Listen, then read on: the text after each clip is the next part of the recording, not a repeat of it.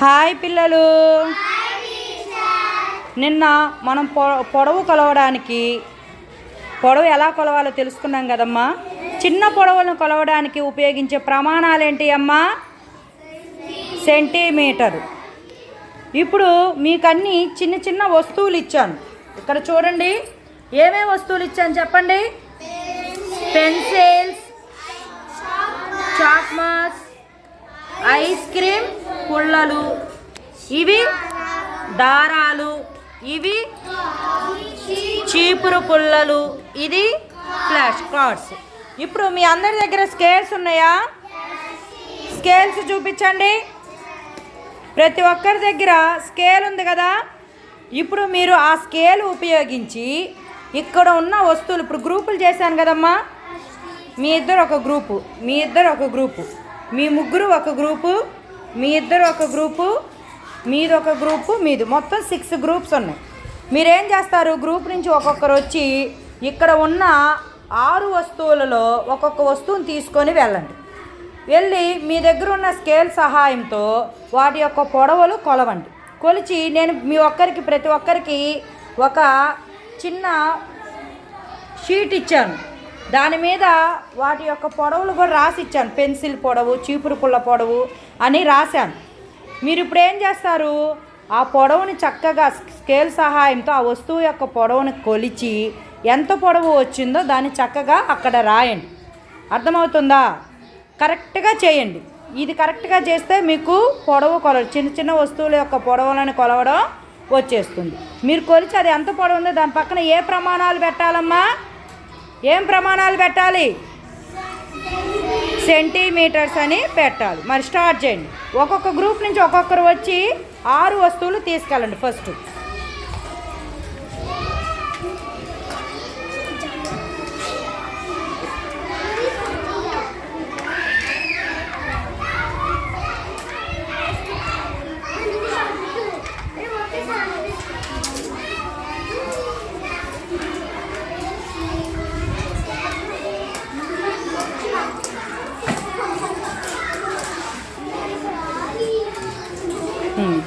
ఇప్పుడు ఒక్కొక్క వస్తువు పొడవు కొలిచి జాగ్రత్తగా అక్కడ నోట్ చేసేయండి అమ్మ. మీకు ఇచ్చిన పేపర్లలో నోట్ చేయాలి నీట్గా. కొలిచేటప్పుడు ముందు ఏం చేయాలమ్మా? స్కేల్ మీద ఆ వస్తువుని ఎలా పెట్టాలి?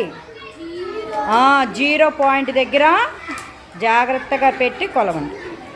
గ్రూప్లో ఉన్న ఇద్దరు పార్టిసిపేట్ చేయాలి.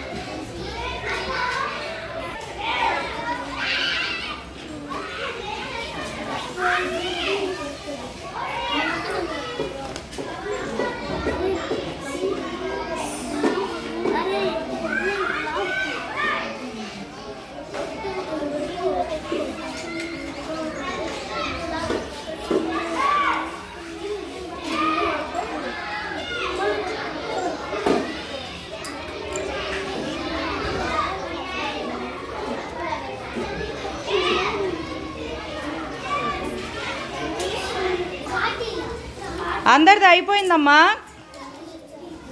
ఇంకా శశిప్రియ కొలుస్తుంది.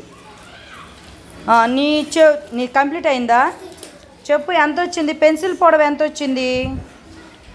18 centimeters, 5 millimeters. 5 మిల్లీమీటర్స్ వచ్చింది. చీపురు పుల్ల పొడవు 29 సెంటీమీటర్స్ 1 మిల్లీమీటర్.